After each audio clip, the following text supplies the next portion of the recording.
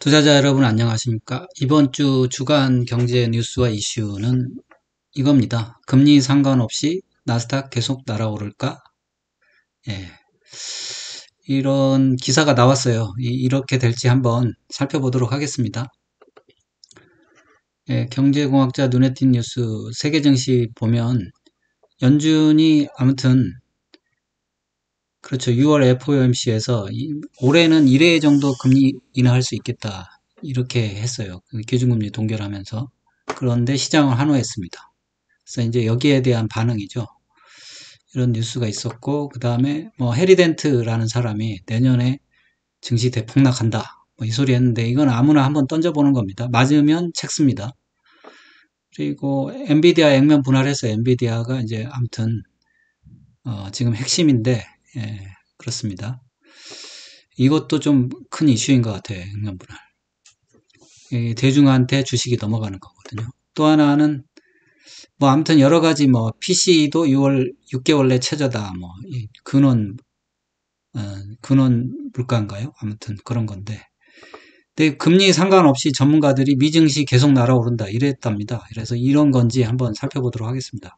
JP 모건 자산운용도 하반기에도 강세다 뭐 이렇게 얘기하는데 그럴 것 같긴 해요. 코스피 관련된 뉴스는 없어요. 별로. NH투자증권이 3분기에 코스피 3100 찍을 거다 이렇게 했는데 한번 제가 이거는 한번 계속 서치를 해보겠습니다. 계속 가지고 다니면서 NH투자증권이 맞추는지 볼게요. 그리고 그렇죠. 몇 가지 뉴스가 있어요. 변리업 등 관련해서. 공매도가 내년 3월에 이제 된답니다. 아주 거래 조건을 통일해서 한다니까 이번에는 한번 믿어봐야 될 것 같아요. 그 다음에 금투세 폐지 청원 다시 5만 명 돌파해서 다시 한번 지난번 국회에서 실패했으니까 이번 국회에서 다시 한번 해보는 거죠. 그 다음에 밸류업은 뭐 세 곳에서 멈췄다. 사실 밸류업보다는 금투세가 커가지고 밸류업이 큰 의미는 없어요 지금은. 지금 엔비디아가 지금 이게 뉴스입니다. 뉴스고 포브스에서 엔비디아 주가 앞으로 10배 더 오른다. 뭐 이렇게 했는데 뭐 이런 것들이 사실 그 안 좋은 신호긴 해요. 그 다음에 엔비디아 관련된 한미반도체, SK 하이닉스, 그 다음에 국민주 엔비디아 어떻게 국민주가 됐는지 그렇습니다. 예, 우리나라 주식은 지금 거의 뭐 아무튼 버림받고 있는 것 같아요. 어쩔 수 없죠 뭐. 주식시장은 냉정합니다. 냉정하고 수익률 좋은 대로 돈이 쏠릴 수밖에 주식시장이 냉정한 게 아니고 머니 시장이 냉정하죠. 그런 뉴스 나왔고 개별 종목 관련해서는 삼성중공업 뭐 5조 수주 계약 해지 뭐 이거 나왔는데 그 외에는 별로 없는 것 같아요. 뭐 이 정도 살펴보고 그렇죠. 기준금리와 상관없이 그렇죠. 미국이 역사적으로 나스닥이 계속 올라갔는지 한번 보겠습니다. 이거 제가 몇 번 한 건데 조회수가 낮아서 다시 한번 해보겠습니다. 이게 연방준비은행 기준금리입니다. 기준금리인데 제가 그 전에 2000년도 전에는 잘 몰라요. 역사를 잘 모르고. 근데 아무튼 2000년도에 닷컴버블 붕괴가 있었잖아요. 그때 어떤 일이 있었냐면 기준금리가 쭉 올라갔습니다. 그리고 나서 기준금리가 평탄하게 유지하다가 경기 침체로 기준금리가 쭉 내려가는 거죠. 이게 이제 결국은 버블이 붕괴되는 거예요. 붕괴되니까 금리가 내려가는 겁니다. 그러다가 낮게 유지되다가 다시 증시나 뭐 경제 여건이 좋아지면 금리가 쭉 올라갑니다. 그리고 또 평탄을 유지해요. 평탄을 유지하는 게 중요해요. 유지하다가 또 이게 또 고금리를 유지하니까 안 좋아집니다. 안 좋아지면 경기 침체로 들어가면 다시 금리가 내려갑니다. 근데 이번에 이때는 2008년도에는 이때는 이제 그거죠. 미금융위기였죠. 금융위기급이니까 이게 제로 금리가 엄청나게 오랫동안 유지됐습니다. 그래서 이제 그리고 나서 다시 또 살아나니까 금리가 올라갔다가 또 금리가 어느 정도 수준을 유지하다가 또 침체되면 다시 떨어지고 이번에도 마찬가지죠. 팬데믹 이후로 팬데믹 끝나면서 경기가 좋아지니까 이제 금리가 쭉 올라왔죠. 올라왔는데 지금 평탄한 유지 기간이잖아요. 이게 무슨 얘기냐면 지금 연준이 기다리는 거는 이겁니다.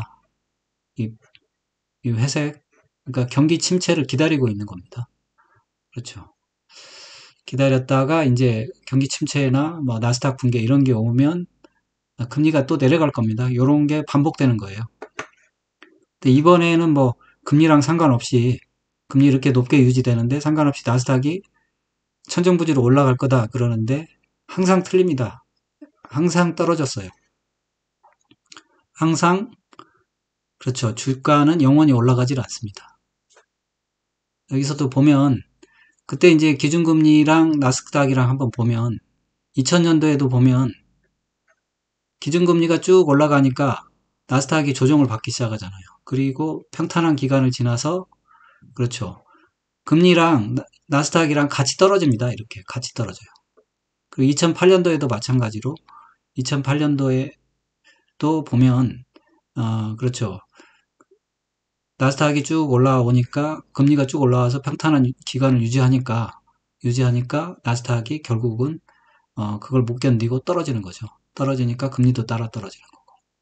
그리고 팬데믹 때도 마찬가지로 팬데믹 때도 기준금리가 쭉 올라와서 버티고 있으니까 주가가 그렇죠. 주가가 좀 올라가다가 떨어지니까 다시 기준금리를 낮추는 거죠. 이번에도 사실은 이제 꼭지점 친 이유가 기준금리를 올리기 때문입니다. 기준금리를 올리니까 꼭지를 쳐서 어느 정도 조정을 줬다가 항상 이런 패턴이에요. 금리가 올라가기 시작하면 조정을 줬다가 플랫한 구간이 오면 다시 반등을 합니다. 다시 반등을 하다가 결국 금리가 내려가려면 이게 결국 꺾여야 돼요. 근데 이게 계속 올라가면 금리는 계속 이걸 유지하겠죠. 근데 이런 고금리를 유지하기는 그렇죠. 경제가 버티지 못합니다. 그래서 결국은 떨어지면 금리도 떨어지게 된다. 이거고요. 그래서 이 세 번의 상황을 그렇죠. 닷컴버블, 금융위기, 뭐 지금 조금 타임스팬을 늘려봤습니다. 늘려봐가지고 상황을 보면 2000년도 닷컴버블 때 보면 이게 주황색이 나스닥이죠. 나스닥이 어느 정도 올랐다가 이제 버블을 일으키죠. 버블을 일으키니까 버블을 일으키는 대로 금리가 따라서 올라갑니다. 따라서 올라가니까 그렇죠. 금리가 어느 정도 올라가니까 결국 조정이 나와요. 조정이 나오고 금리가 플랫한 구간을 유지하면 반등이 나옵니다. 플랫한 구간부터. 반등이 나오고 거기서 반등해서 뭐 여기서는 이제 쌍봉을 만들었는데 쌍봉을 만들고 여기서는 먼저 터졌어요. 금리가 계속 유지되니까 터졌어요. 터져가지고 쭉 떨어지니까 금리가 따라 내려온 겁니다. 그래서 그렇죠. 2000년 닷컴 버블에서는 나스닥이 먼저 추락했다. 이렇게 생각하면 됩니다. 나스닥이 추락한 다음 금리가 따라 내려갔다. 그러면 미국 금융위기 때는 어떻게 됐냐? 미국 금융위기 때 주황색이 나스닥입니다. 근데 이때는 뭐 사실 나스닥도 중요하지만 주택버블이 중요했는데 어쨌든 나스닥이든 주택버블이든 쭉 올라오니까 결국 금리가 따라 오를 수밖에 없습니다. 그걸 막아야 되잖아요. 따라 오르니까 조정이 나옵니다. 금리가 오르면 반드시 조정은 나옵니다. 조정 나오고 금리가 플랫한 구간에서는 다시 상승이 나옵니다. 그렇죠. 다시 상승했죠. 다시 상승한 다음에 이때는 금리가 먼저 떨어졌어요. 왜 그러냐면 나스닥에서 문제가 생긴 게 아닐 거예요. 이때는 주택에서 문제가 생긴 거겠죠. 딴 데서 문제가 생기니까 금리가 내려가요. 그럼에도 불구하고 문제가 생기니까 결국 나스닥도 금리가 내려오면서 나스닥도 내려옵니다. 그래서 나스닥이 떨어지고 금리 또 내렸지만 완전히 내렸지만 결국 나스닥이 떨어집니다. 결국은 이때는 금리가 먼저 내려가고 나스닥이 나중에 내려오는 그렇게 움직입니다. 그러니까 어쨌든 나스닥이 먼저냐 금리가 먼저냐인데 그렇죠. 이때는 주택이 문제였으니까 나스닥이 나중에 떨어진 거고 이번에는 닷컴 버블 때는 나스닥이 문제였잖아요. 근데 이번에도 주택이 문제가 아니고 이번에도 나스닥이 문제입니다. 그러니까 나스닥부터 떨어질 거라고 생각합니다. 팬데믹 때도 보면 팬데믹 전에 주가 나스닥이 이제 상당히 많이 올라온 거예요. 많이 올라오니까 금리가 따라 올라가잖아요. 따라 올라오니까 결국 조정이 나오잖아요. 한번. 조정이 나오니까 금리가 플랫해집니다. 플랫해지니까 나스닥이 그 틈에 올라가잖아요. 올라가지만 금리가 먼저 내려왔어요. 이때는.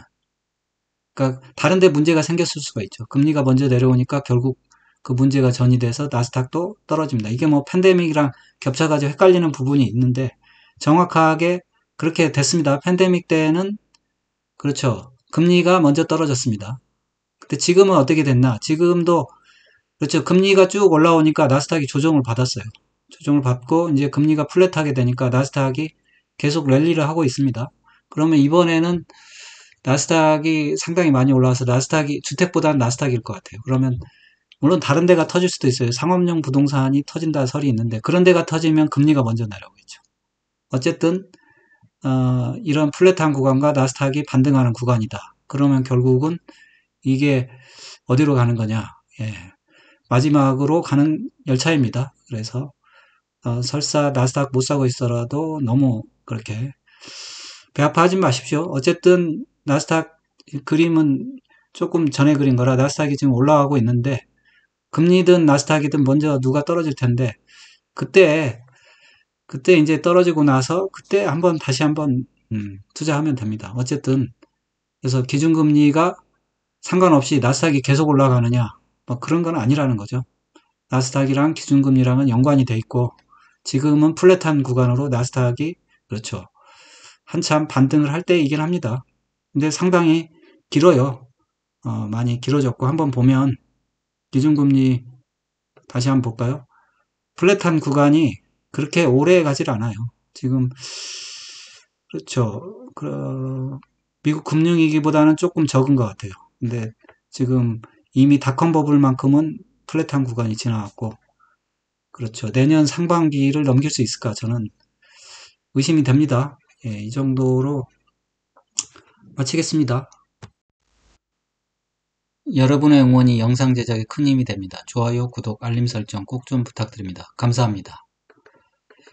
그리고 모든 투자의 책임은 투자자 본인에 있습니다. 투자는 각자 개인의 판단하에 투자하시기 바랍니다.